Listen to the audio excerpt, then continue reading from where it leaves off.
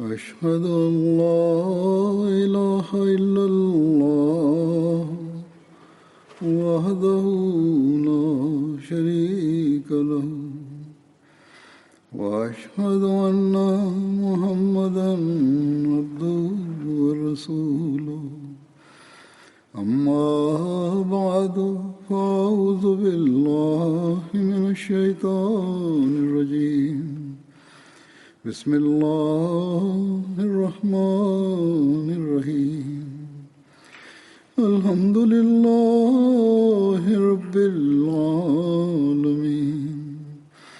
الرحمن الرحيم مالك يوم الدين إياك نعبد وإياك نستعين اهدنا الصراط المستقيم صراط الذين أنعمت عليهم غير المغضوب عليهم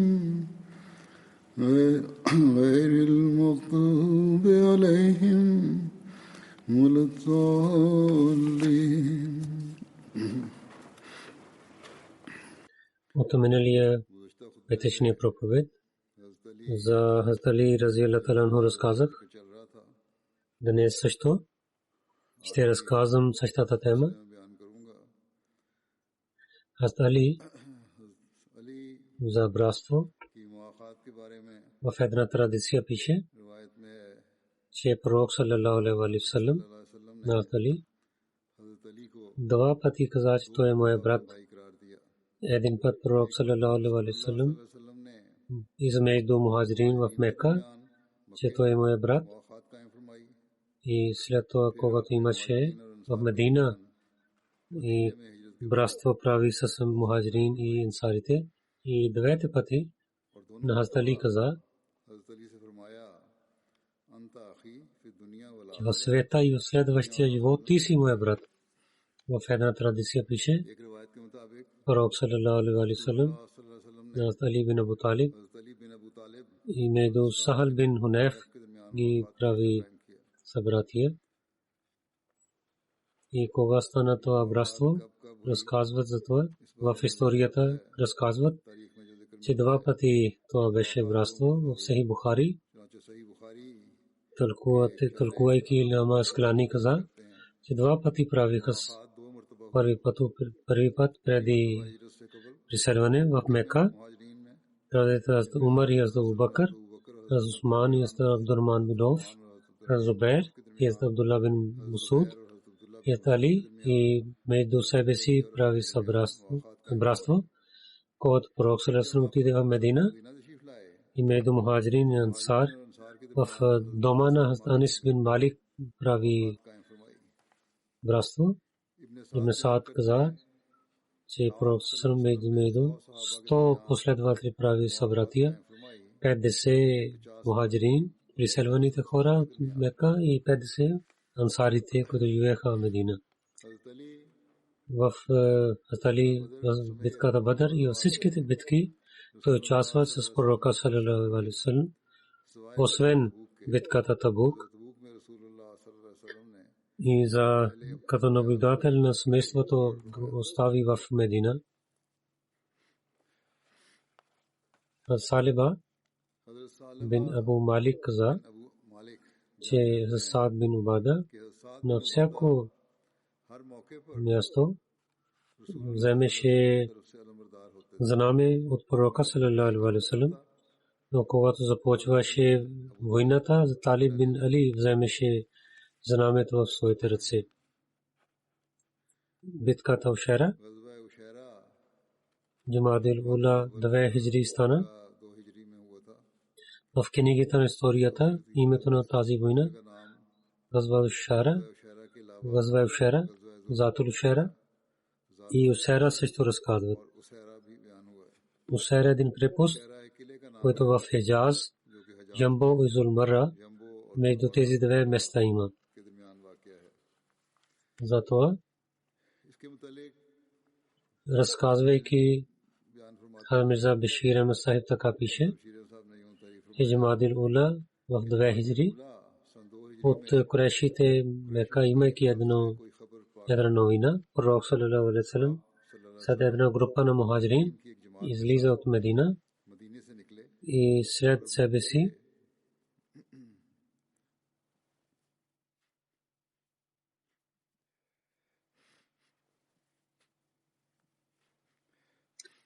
на своя брат Абу Салма бин Абу Асад го прави като глава. В тази битка Пророк саллалаху алейхи ва саллям и до океана, място Джамбо, до мястото Шара пристигна и нямаше война с Курайшите, но в това племе Бану Музлиж прави един договор и пак се върна обратно в Медина. Али участва в тази битка. Муснад Ахмед бин Хамбал пише така, че Амар бин Ясир каза, че газва Затул Шера, Али и аз пътувахме заедно.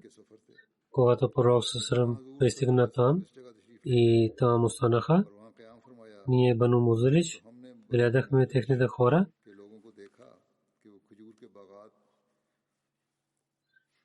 Те градените за форми, те работят на един извор. Али каза на мен: о, Абу Якзан, какво мислиш? Дали ние да отиваме и гледаме какво те вършат? Ние отидохме при тях и гледахме тяхната работа. И след това аз и Али отидохме там измежду формите и заспахме. Кълня се името на Бога. Освен Пророка саллаллаху алейхи ва саллям не се събуди на нас. Пророк с краката си избуди на нас, когато ние имаме прах на нашите тела. Гледайки този прах, Пророк саллаллаху алейхи ва саллям каза, че о Абу Тураб,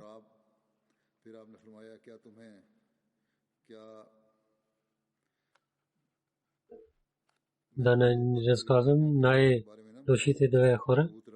Абу Тураб казах, той живееше, той спише в джамията, имаше прах на неговото тяло и казах на него Абу Тураб, или дъщеря му беше ядосана от него и може би той и на двете места каза същото име, защото това е първо стана тази случка. И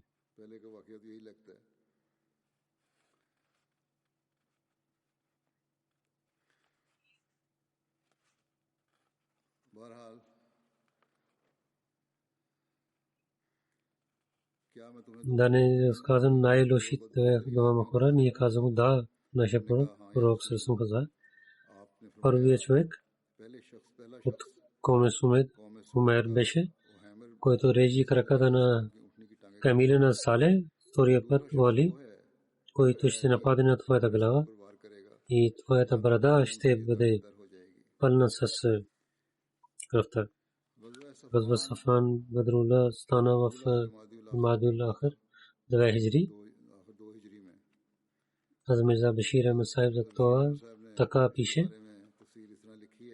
че Пророк саллаллаху алейхи ва саллям от Газва Шера се няма мина 10 дни, един глава на Мека, Кузбан Джабер Фери, с една войска на Курайшите, с много дубнасин, идвайки до Медина, който беше само 3 мили от Медина, нападна и вземайки камилите на мусулмани се върна обратно. Пророк саллаллаху алейхи ва саллям, когато се обещиха, това Пророк правейки на Зайд бин Харса като глава, вземайки една група на мухаджирин, отиде зред Нага Софан, който има едно място до Бадър, но те избягаха. Това е газва Бадрул Ула. На този газва Пророк саллаллаху алейхи ва саллям на Али дал една бело знаме, газва Бадър 2 хиджри. Марч 623 исви стана така разказва за Хазрат Али в тази битка, че пророк саллаллаху алейхи ва саллям, Хазрат Али, Хазрат Зубайр, Саад бин Аби Вакас и Хазрат Басбас бин Амр ги изпрати да знаят за съобщението за неверниците. Те гледаха, че курайшите наливаха вода на своите животни. Вземайки тази група на неверниците, ги представи пред пророка саллаллаху алейхи ва саллям. В битката Бадр, когато двете войски станаха срещу един на друг, най-първо Шайба, синът на Рабия, Утба и Валид бин Утба излязоха и казаха за воюване. Три, Муаз, Муавиз и Аф, които бяха синове на Афра, излязоха да воюват. Но саллаллаху алейхи ва саллям не хареса това, че мусулмани и неверниците ансари да участват.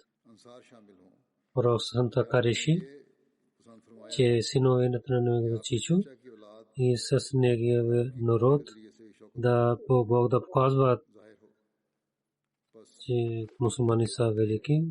Пророк сам каза, че мусулманите ансари да се върнат и пророк сам се моли за тях.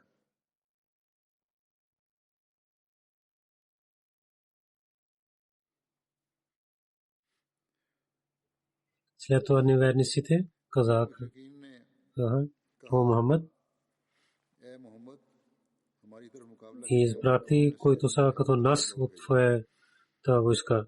Тогава пророк сам каза: о Бану Хашим, ставайте да воювате със своето праве, с което Бог изпрати своя пророк за вас. Когато тези хора излязоха, тези хора са дошли с кръвта да изгасят. Тези хора са дошли с лъжа да изгарят светлина на Бога. Аз Али бин Аби Талиб, Хамза и Убайда бин Харис станаха и отидоха там. Утба каза: казвайте, ние да ви избираме, защото децата не гледаха. Хамза каза: аз съм Хамза бин Абдул Муталиб. Бог и на неговия пророк с неговия глава, неговата лъв съм. И Утба не каза: аз съм лъв на решите. Другия каза: аз съм Азиб бин Талиб, Убайда бин Харис. Утба каза: те са добри воюващите хора. Утба каза на своя син: о Валид, ставай.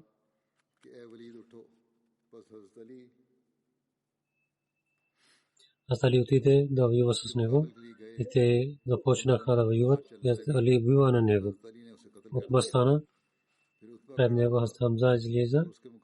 Те воюваха с сабите. Хамза убива на него.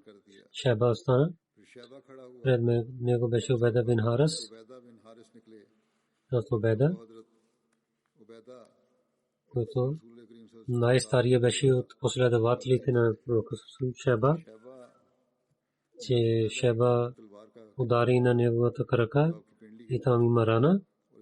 Хамза, Али нападнаха на Шайба и убиваха на него. Тази традиция преди една част разказах. Друга традиция има. Там така разказват. Али каза, че Утба бин Рабия и с неговия син и брат излязоха и казаха, че кой ще излиза срещу нас. Ансарите, младите момчета дадоха отговор. Утба пита: вие кой сте? Те казаха, че ние сме от ансарите. Те казаха: ние няма да воюваме с вас.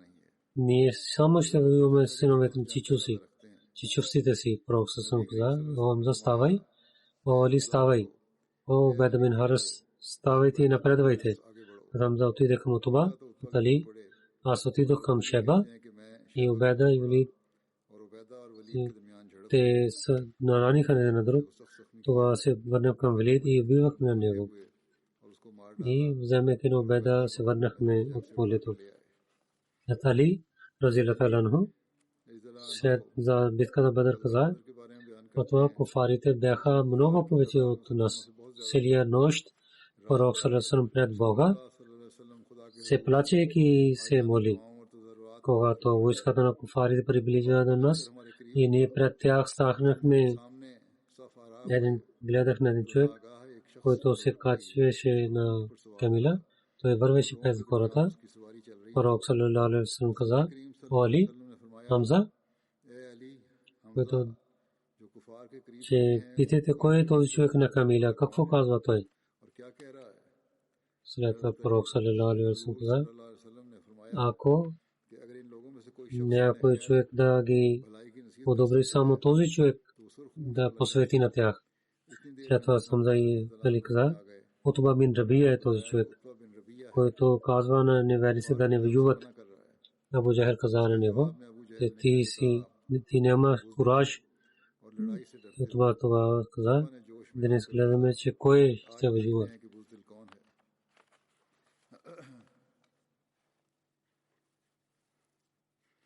След това той участва в битката. Али каза, че пророк саллалаху алейхи ва саллям на битката Бадр за мен и за Абу Бакр каза, че на дясното място на вас е Джибраил, на другия човек на името Микаил. Исрафил е голямия ангел. Той излиза за война и той става с вярващите. Мирза Башир Ахмад Сахиб за разказвайки битката Бадр каза, че Али каза, че аз воювайки гледах на пророка саллалаху алейхи ва саллям и отидох към пророка саллалаху алейхи ва саллям, но когато отидох, аз гледах, че вие сте в сажде и се молихме, че той молеше така: "О мой Бог, живия мой Бог, о мой Бог, който си моя повелител." Абу Бакр гледайки на вас много притесняваше и казваше: "О нашия пророк, че моя баща и майка дадат живот за вас, не се притеснявайте, Бог ще изпълни своите обещания." Но въпреки това, пророк саллалаху алейхи ва саллям постоянно се молеше. Имаше този страх, че обещанията на Бога имат условия. С Фатма сватба на 2 хиджри, Али се моли, че аз искам да сватба с Фатма. Пророк саллаллаху алейхи ва саллям прие тази молба. Анас каза, че Абу Бакр и Умар двама идвайки каза, че те искат да се венят с Фатма, но пророк саллаллаху алейхи ва саллям се мълчи, не отговори. Али каза, че аз отидох при пророка саллаллаху алейхи ва саллям, каза, че правите сватба на Фатма с мен. Пророк саллаллаху алейхи ва саллям: "Имаш ли за мехер?" Аз казах, че аз имам едно коне и броня риза има. Пророк саллаллаху алейхи ва саллям: "Продавай." И продадох тази резна риза 40 и 80 дирхами и така правих за хак мехер. Зестра хора казаха, че има това хак мехер. Пророк саллаллаху алейхи ва саллям каза: "Първо приготвяй за хак мехер зестра, че това трябва да дадем веднъж." Някои хора, че жените искат хак мехер, че това е техният право, трябва да ги дадете.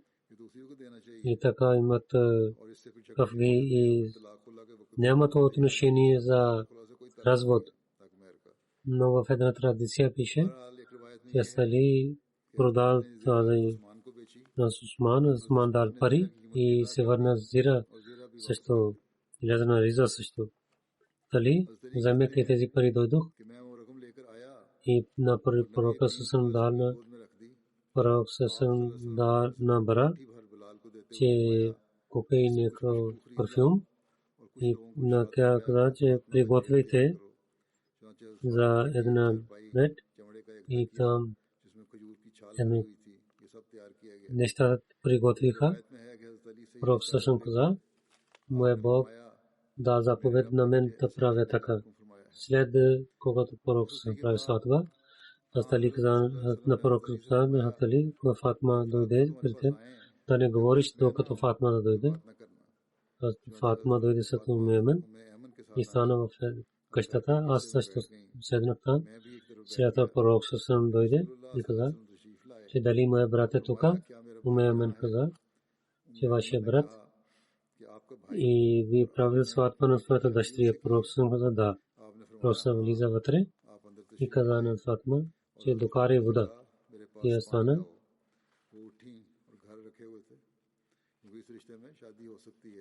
Той не е брат, истински брат. И взе вода. Пророк съвсем взе вода и прави коли. И Фатма каза, напредвай. И пророк съвсем малко пръсна вода на негото глава.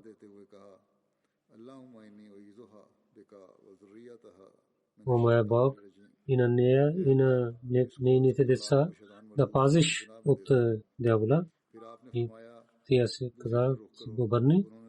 Пророк съвсем в неговите рамене хвърли вода и така и прави с Али, каза на Али, че отива и пари жена си и с името на Бога и с беркет.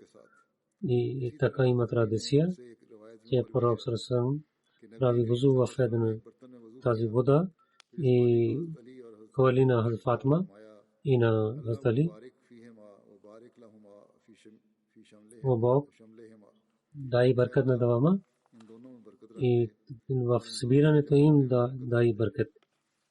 Айша и Уме Салма каза, че пророк саллалаху алейхи ва саллям каза на нас, че ние да приготвяме на Фатма, докато докараме на нея до Астали, до Батани и след това се правихме възглавници от формите и станахме сладка вода, вземе, поставихме нещата на едно място и там дадохме вода също на Фатма за дрехите и за другите неща. Там поставихме нещата. Не гледахме по-хубава сватба от Фатма.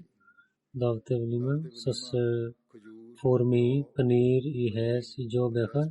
Хес е такава храна, който приготвя с форма и панир. На Тасма бинте Умейс каза в това време, това беше най-хубавата сватба. Разказвайки за Фатма стали сватбата, Сират Хатмун Набиин, така разказва, че Фатма беше от тези децата на пророка саллалаху алейхи ва саллям, беше най-малката, който се ражда от Хадиджа. И пророк най-повече обичаше на Фатма. И заради атрибутите на нея, тя имаше този обич на пророка за нея. Тя беше 15 годишна и дойдоха съобщения сватба. Най-първо Абу Бакр помоли, но пророк не дал отпор. След това Умар каза и не прие пророка с неговата молба. И дома мислейки, че пророк за Али иска, каза на Али, че ти да помолиш за Фатма. Али, той имаше желание, но заради срам мълчеше. Отиде при пророка помоли. На друга страна, от откровение на Бога, Бог дал този знак, че сватба на Фатма стане с Али. Али помоли, пророк саллалаху алейхи ва саллям каза, че Бог дал знак за мен за това. След това пита на пророка, тия се смувайки и си мълчи. Това показва, че тия е съгласна. Това пророк саллалаху алейхи ва саллям на една група събирайки на Мухаджирин Ансар и прави ника на Али с Фатма. То в началото на 2 хиджри или юина. След това, когато стана битка на Бадър, Мазулхиджа Бехджри приготвяха за сватбата и пророк саллалаху алейхи ва саллям пита на Али, че за сестра имаш ли нещо или не? Тази градина, миналия път, който разказах, аз правилно казах. Извикайки на Али каза, че имаш ли за сестра нещо или не? Али отговори, че ме е пророк. Аз нямам нищо. Пророк каза, което на деня на Бадър дадох на една железна риза. Пророк каза, че да, имам.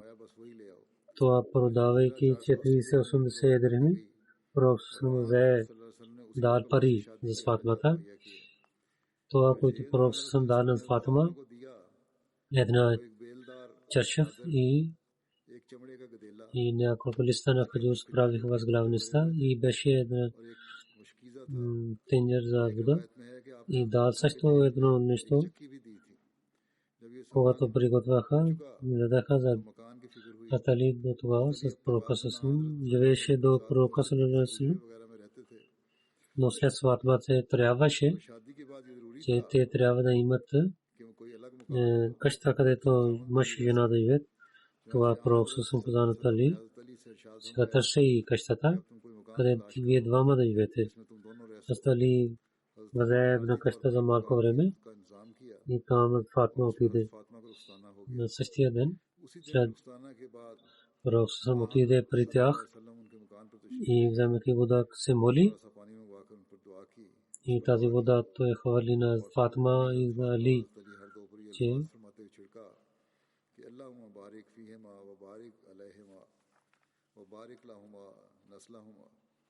о мой Бог, на двама дай беркат и дай беркат на техните отношения, които с другите хора има, и дай беркат техните потомства. И изоставяйки на двама, пророк се върна. След това един пророк Сасалам отиде в къщата на Фатима. Фатима каза на пророка Сасалам, че Хаса бин Ансари има някакви къщи, че той да даде на една къща на нас. Пророк Сасалам, той даде много къщи на нас. Аз се срамувам. Хаса знаел това. Той тичайки дойде и каза на пророка Сасалам, о мой пророк, аз каквото имам, то е за вас. И къде се името на Бога, каквото вие приемете от мен, и то дава радостта на мен, а не за това, което остава за мен. И след това добрият последовател дал, приготвяйки една къща, дал над Али и Фатима, това преселваха там. Али и Фатима, заради бедността, въпреки те дадоха много хубавия пример. В традициите пише, Али каза на Фатима, че каза, че ръцете й болят, когато тя работи, и дойдоха няколко пленници при пророка. Тя отиде до пророка, не намери на него. Фатима се срещна с Айша и каза на нея, че защо аз дойдох. Когато пророк Сасалам върна, Айша каза, че Фатима дойде за това. Али каза, че пророк Сасалам дойде при нас. Ние лягохме на своите легла. Ние станахме. Ние искахме да станем. Пророк Сасалам стоите там. Пророк Сасалам седа между нас. Че аз гледах, че неговите кръка с радостта на крака са на моите гърди. Какво да ви искате? Вие когато лежете на своите леглата, 34 пъти Аллаху Акбар, 33 пъти Субханаллах и 33 пъти Алхамдулилlah. То е по-добре за вас от някакъв слуга. Зато Бурая каза, Фатима отиде при пророка Сасалам да вземе някакъв слуга и пророк Сасалам каза, че ти няма да гледаш някаква слуга. Аз няма да дам. Пророк не искаше да даде. тия имаше право на дали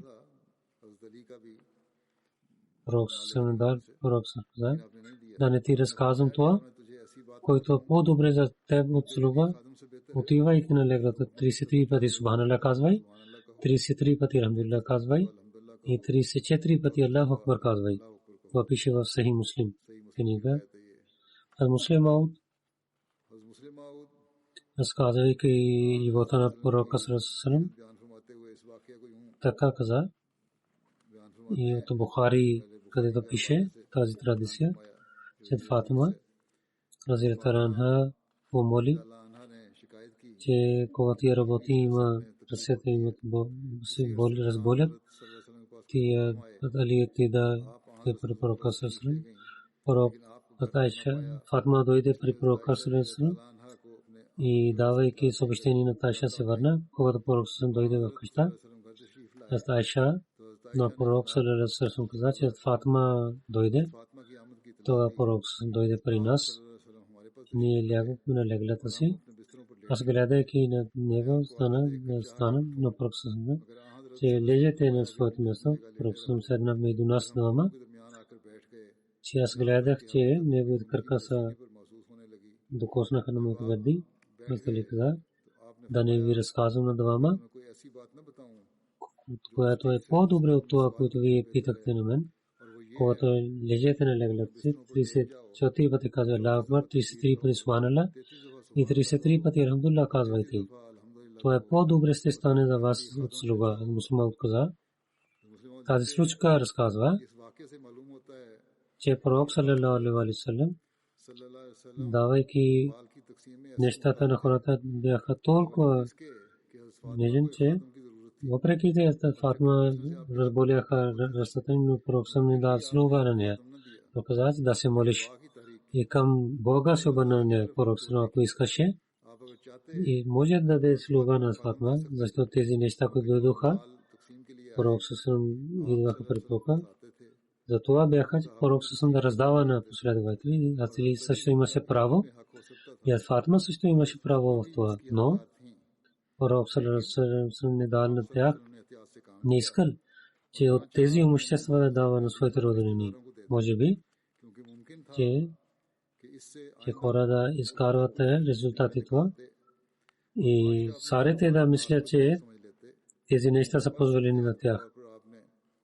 И това пророк който имаше рубинки или слуги, пророк не дал на нея, това трябва да помнят тук, тези пари на него и за неговите роднини.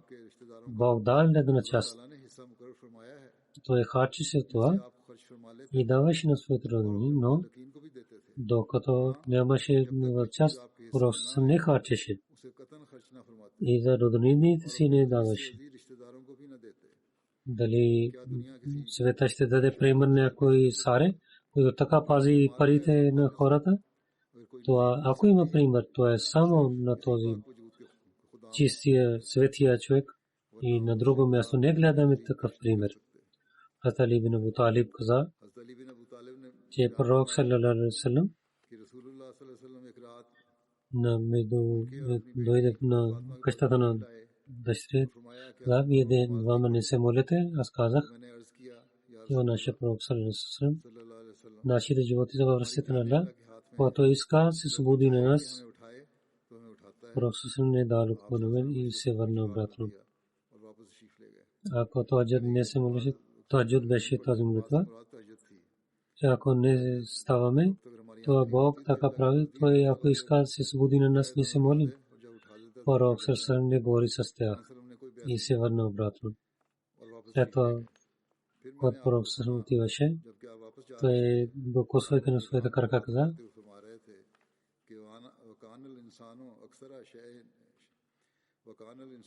че човек най-повече говори. За Муслим Ауд разказвайки тази случка каза, един път през нощта пророк отиде в къщата на Али и Фатима и каза, че вие се молите тахаджуд, тази молитва, която през нощта се молим.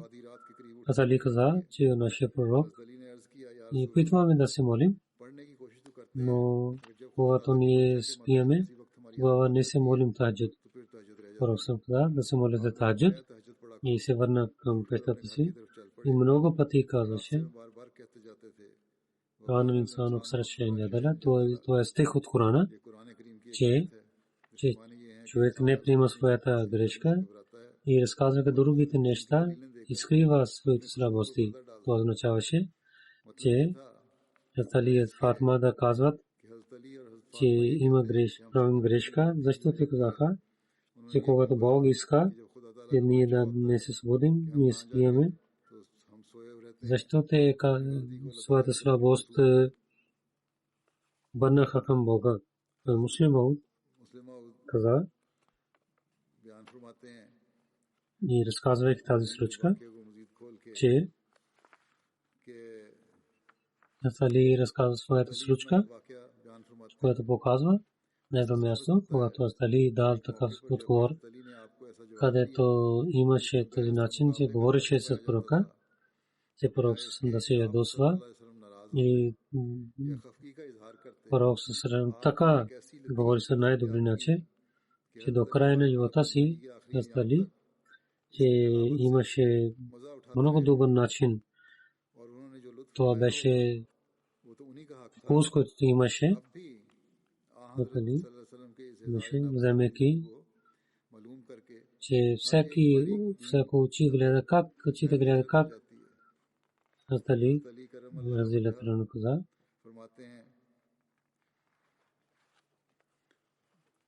пише в Бухари, че пророк със една нощ дойде при нас, пророк саллаллаху алейхи ва саллям при Фатма и се каза, че вие не се молите таджуд молитва. Ние отговорихме, че нашите животи в ръцете на Бога, който иска да събуди нас, той се събуди. Пророк съм върна, слушайки това и не каза нищо. След това слушах, той стана обърнайки гръб, връщайки към нас и ударяйки крака на каза, че човек говори на някои места. Пророк съм каза, добри начин каза, че нали, вие не трябваше да даде този отговор. Гледай на моето място, след това на своя отговор, да имаше това право, че така да отказваш на моите думи, а не, че да говориш пред мен. Това не е правилно, че човек е слаб. И Бог прави всичко на новите неща, както той иска, така той прави. Дали даде времето за молитва или не. И, например, насилието е срещу Корана, но пророк съвсем не взе някакъв начин, нито се ядосва с тях, нито пак говорейки с тях и каза, че на Али ти прави грешка.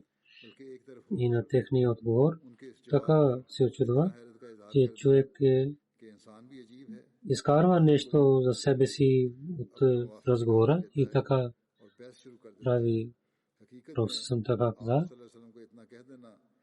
Има такива хубави неща, за които не гледаме на другите места такъв хубав пример.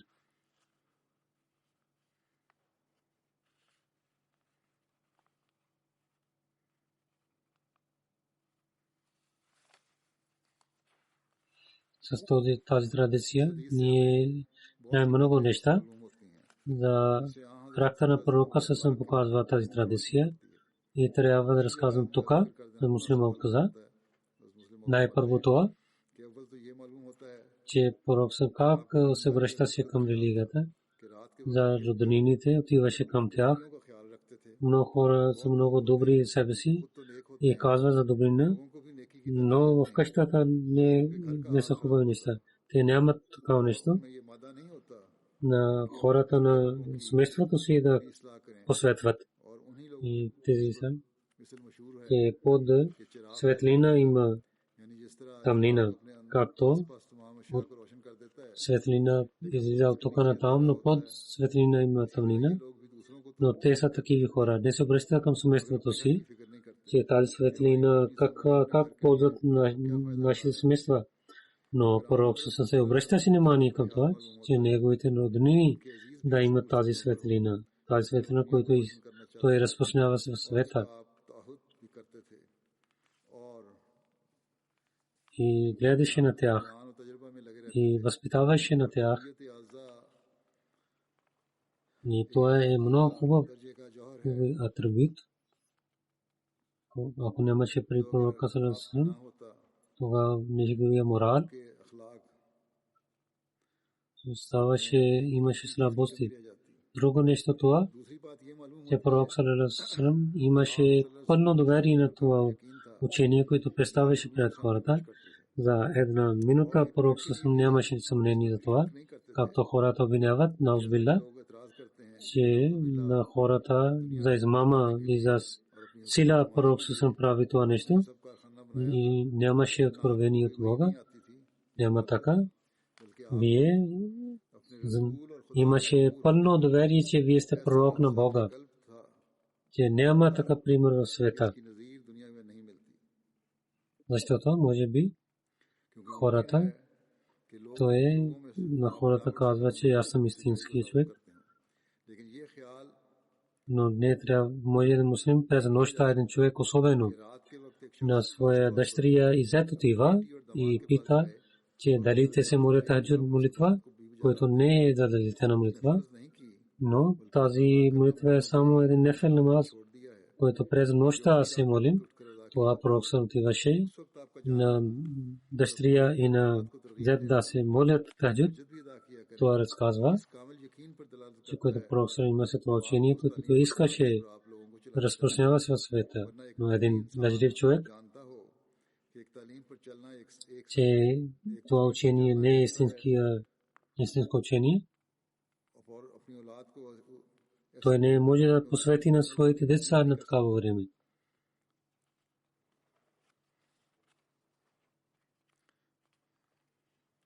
Че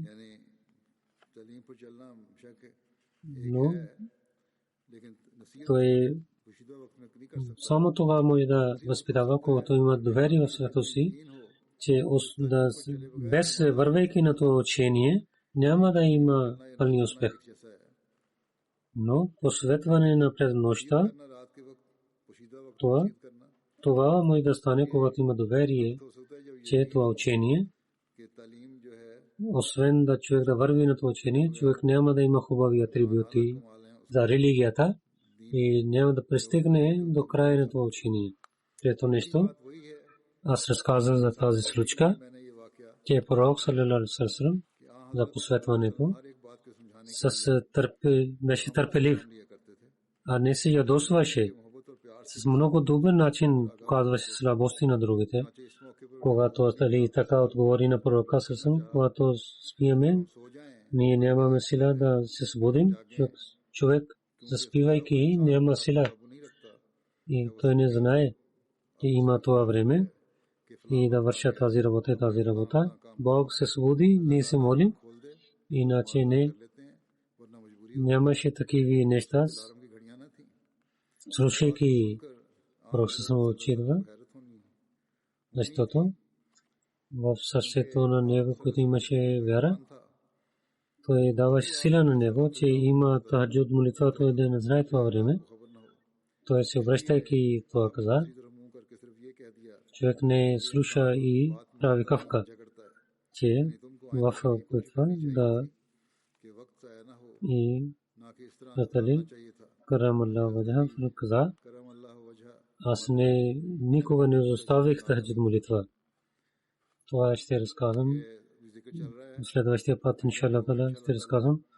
Тези Пакистан има положението много строго, някои офицери и в властта помагайки на ходжите, колкото има възможността те дават вреда на джамата, много да се молите в Рава Ахмадите, до другите градове Ахмадите, на всяко място да Бог да ги пази и да пази от лошите на тези хора и техните, които много лоши неща те имат намерения, Бог да ни пази от тези лошите намерения на нашите врагове и да ги наказва скоро. След това След молитвата ще има джаназе гайб. Разказвам накратко. Първо, господин командър Чодри Мохаммад Аслам Сахиб в Канада беше 2 ноември 2020 почина. Инна лилляхи ва инна илайхи раджиун. Командър Сахиб 1929 години се ражда в Гуджранвала. От Гуджранвала той свърши основно беше на първо място в Талимул Ислам коледж, FC коледж Government, FSC свърши, Government коледж Лахор, BSc свърши, Панджаб Юниверсити с прави MSc под доктор Абдусалам в физика и в 1948 година отида в Африкан Фос и той имаше много хубави неща там. 55-та година в Пакистан Неви отиде, къде Naval Academy батор директор и Deputy President of Interior Services Board, Naval Headquarter, Naval Education на тези места той служи. Мусов в Educational Sector на Navy, новите училища и коледжи, които Фори и Берия университет. Той работил Пакистан Неви, имаше след това отиде в Канада. Една година в Mission House Toronto прави офиази. 1997 година след база ретайрмент помоли, за което четвъртия халиф приеме това и той е за джамата започва служи. 28 години той служи на джамата. Сектори Джайда, сектори Штаната, Edition Mission House, Мован Хомпети клиник той работи. Той беше много скромен човек беше, мирен човек беше и отнася се много добър начин. Спазваше молитвите си. С халифа имаше много силна връзка.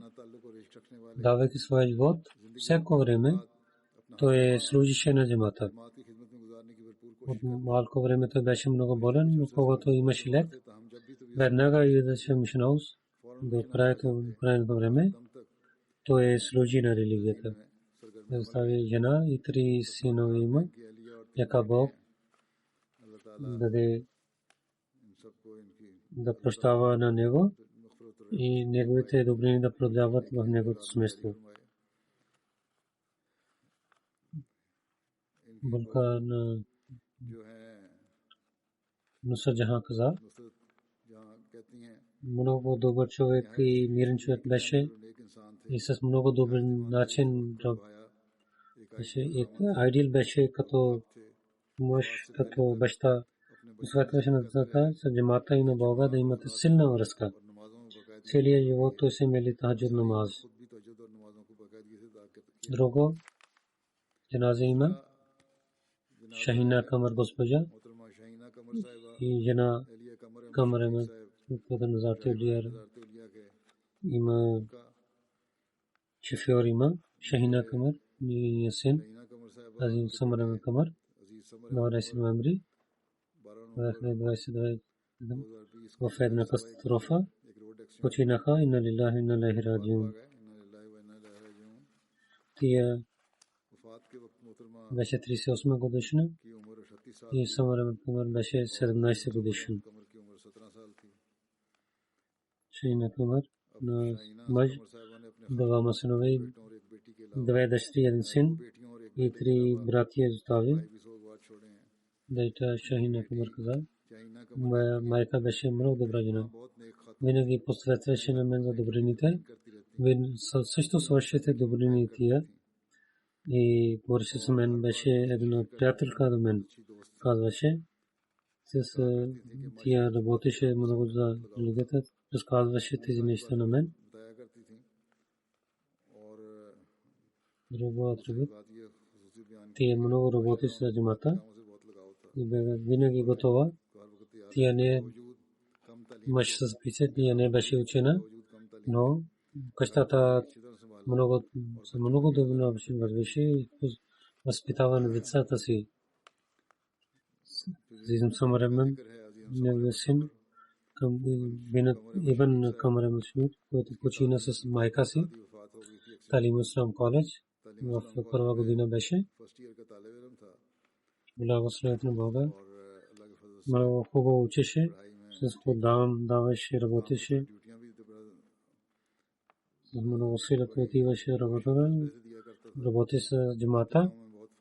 От Заин, когато викаше на него, веднага той отиваше при него. Понякога баща каза, 3-4 дни аз пътувах. Казаше на мен, Абу, не се притеснявай, аз ще помагам в къщата. Вие да работите.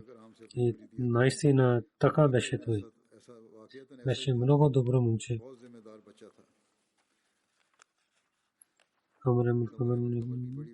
Сестра каза, моя брат беше много добър, не се ядосваше. Аз когато се ядосех, той не се ядоса от мен.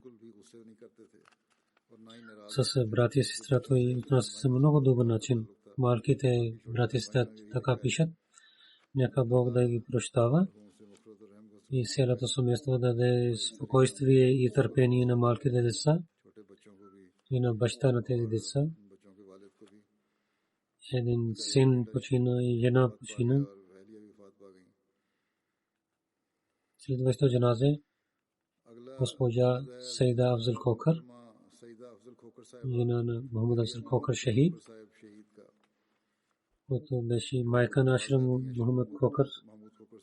Мъж стана мъченик, син стана мъченик.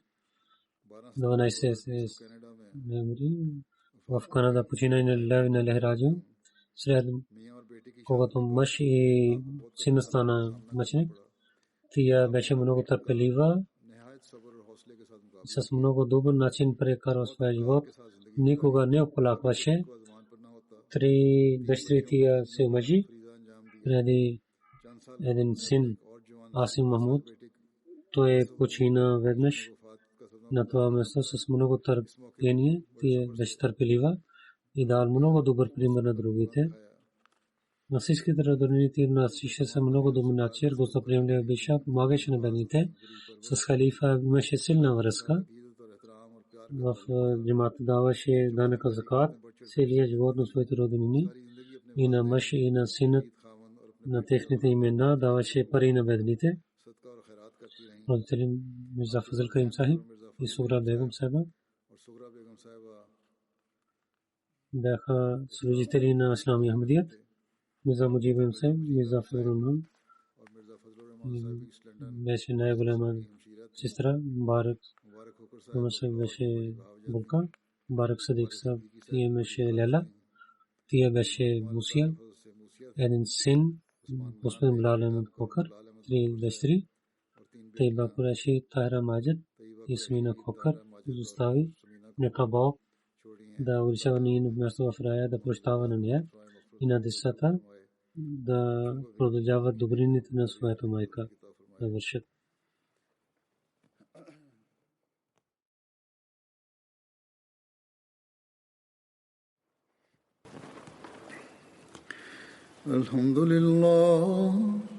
الحمد لله نحمده ونستعينه ونستغفره ونؤمن به ونتوكل عليه ونعوذ بالله من شرور أنفسنا ومن سيئات أعمالنا من يهده الله فلا مضل له ومن يضلله فلا هادي له ونشهد أن لا إله إلا الله ونشهد أن محمدا عبده ورسوله عباد الله رحمكم الله إن الله يأمر بالعدل والإحسان وإيتاء ذي القربى وينهى عن الفحشاء والمنكر والبغي يعظكم لعلكم تذكرون